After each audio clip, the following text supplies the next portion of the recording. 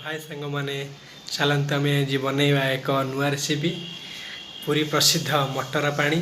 चलते आम आज बनइबा पूरी प्रसिद्ध मटर पानी केमी हो चलते टेस्ट करवा आज बेबी हाथ चलतु। हाय सांग मैंने आज आम आपन को बन के देखा पूरी प्रसिद्ध मटर पानी तापाई लगे फास्ट तो हम चलते बर्तमान मटर को प्रेशर कुकर रे देदेवा।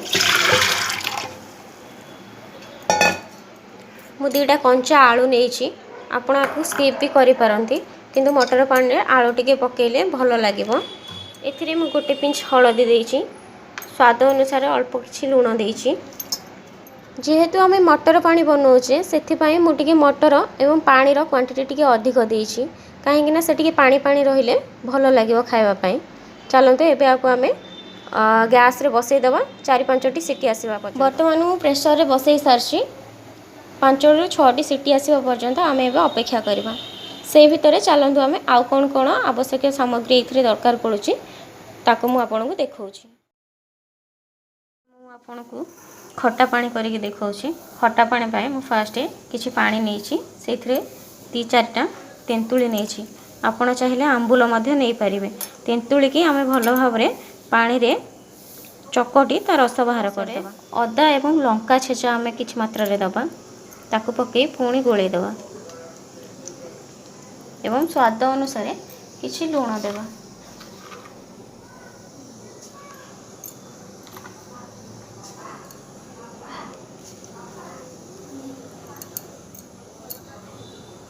एवं आउ टिके आम तेंतुली रस खट्टा करिया पई किछि लेंबू चुपुड़ी देवा। लेंबूर बास्ना मध्य एथिरे बहुत भल आसीबो। किछि कटा हेतिबा धनिया पत्र आम एथिरे दवा। वर्तमान हमर खट्टा पानी प्रस्तुत हो सारी।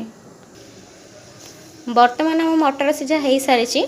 मु आपको ओपन करके देखौछि केतिकी मात्रा रे मटर को आपण सिझेबे। देखंतु वर्तमान हमर मटर सिझी जाइछि। आमे आकु गोटे बाउल को बाहर कर दवा। जेहेतु आमे मटर पानी प्रस्तुत करछे देखंतु आमे ताकु पानी पानी रखिछे। आ जो आलू नैथिले आमे आलू को दरदरा खंड करके एथिरे मिसई दवा।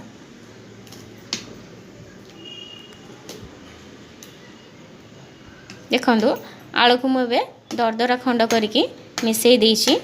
तापरे आम आकु टिके आउ टिके टेस्टी बनया पाई मु किछि कटा हेतिबा काकुडी नेइछि, किछि पियाज, गोटे छोट लंका एवं गोटे छोट टमाटो, किछि धनिया पत्र नेइछि। चलंतु एबे आमे आकु मटर ऊपर पकई देबा। किछि कटा हेतिबा काकुडी, किछि पियाज एवं गोटे लंका, टमाटो एवं धनिया पत्र आमे तैयारी करथिबा खट्टा पानी एबे एथिरे पकई देबा। किछि बिट लुण आमे दे देबा। एबे प्रस्तुत हो सारी हमर मटर पानी। देखिए बेबी बनईथिबा पूरी प्रसिद्ध मटर पानी खाई देखिए केमती टेस्ट है। चलते खाइए।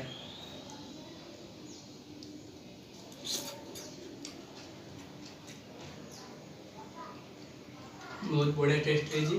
आपण ट्राई करूँ खाया बहुत बढ़िया लगुच।